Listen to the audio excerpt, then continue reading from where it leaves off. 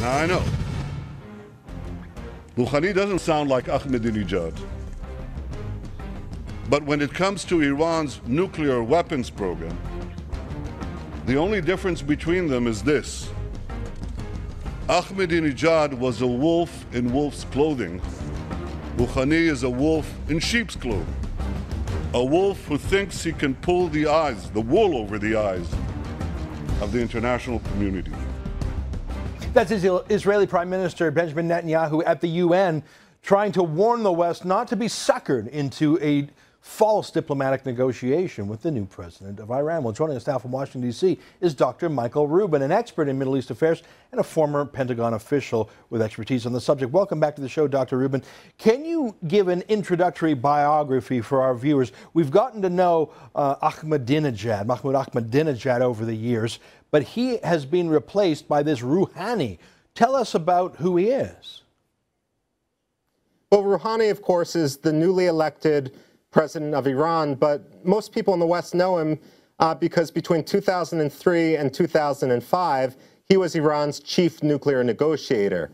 Now, if you want to be a fan of Hassan Rouhani, you can see that during that period in time, he suspended uranium enrichment, and he won applause in the West because of that. But what's actually quite interesting is he went back to the Iranian press and he said, you know, the reason I did this is because I needed to suspend enrichment anyway because we wanted to install new centrifuges. And rather than get the West have its back up with harsh rhetoric, you calm them with diplomacy, and then you go in for the kill and you get your nuclear weapon.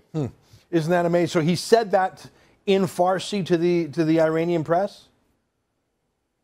He most certainly did, and then in 2005 he gave a speech at Ferdowsi University in Mashhad, Iran's second largest city, in which he was reviewing his own tenure, and he said, what we've got to do is adopt the doctrine of surprise.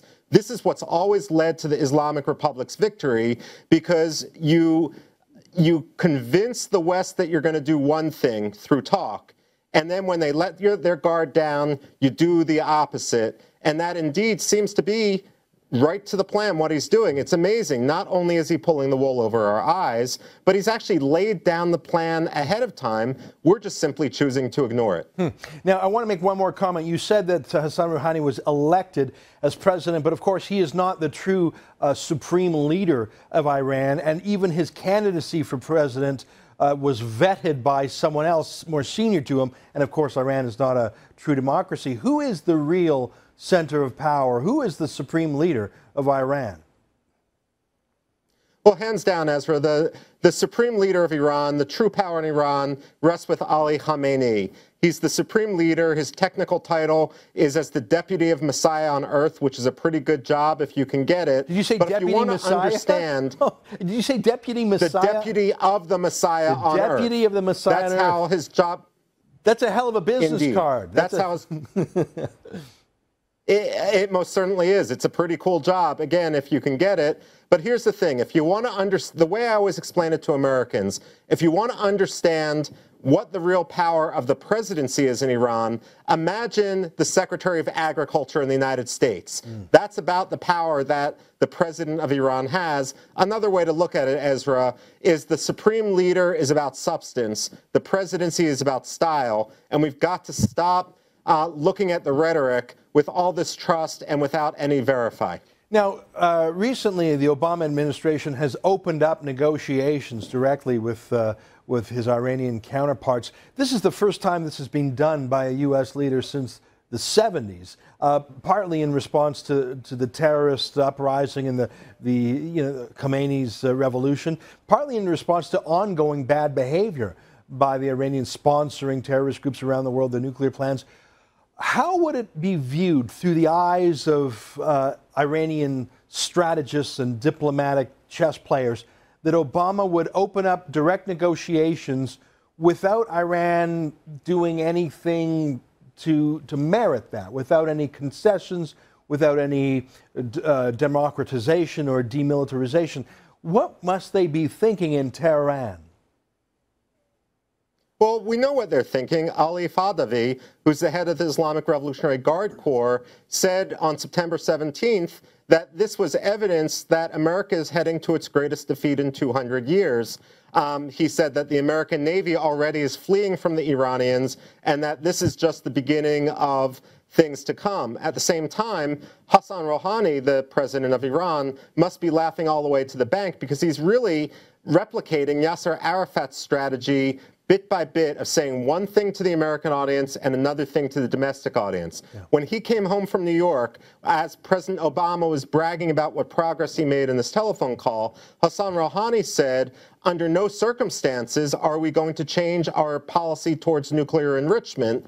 And at the same time, when we look at the Supreme Leader, on one hand, the Supreme Leader has talked about heroic flexibility, but when some of the press in Iran, the state-controlled press, of course, asked him what he meant, that meant we're changing our tactics, not our policy. Right. So it seems that President Obama is in a state of strategic collapse, and the Iranians are just chuckling. They never knew they could get it so good. Yeah. You know what? I know the Quran is a religious document, but it's also a military document where Mohammed shows the different tactics used, make a 10-year ceasefire, break it after a few years, the concept of taqiyya, which is a tactical lie to better position for a strategic win. Do you see elements of Islamic warfare from the Islamic Republic of Iran in how they deal with Barack Obama? Absolutely, they do. First of all, let's look at this nuclear fatwa that President Obama has cited twice as the basis for negotiations. A fatwa, of course, is a religious declaration. Ali Khamenei allegedly banned building nuclear weapons, but when you go to his webpage and you look at his whole list of fatwas, no nuclear fatwas among them. When you listen to Iranian politicians talk about the nuclear fatwa, they attribute different years to it, they attribute different things which it says, and when you all line it up together, you see that it's basically coming out of thin air. They really are tricking President Obama and the West. The first thing every single Western official should say is, let us see this fatwa, say it directly, say it publicly, and even if you do say it, you know what Hassan Rouhani's doctoral dissertation was. It was titled about how nothing in Islamic law is immutable. That means it can change. And therefore, even if he issues a nuclear fatwa today, tomorrow, Hassan Rouhani has said in his doctorate, we can simply tear up the paper it was written on. Yeah. Dr. Rubin, we're out of time. Thanks so much for joining us with your expertise. Appreciate it. Thanks for having me, Ezra. You're welcome.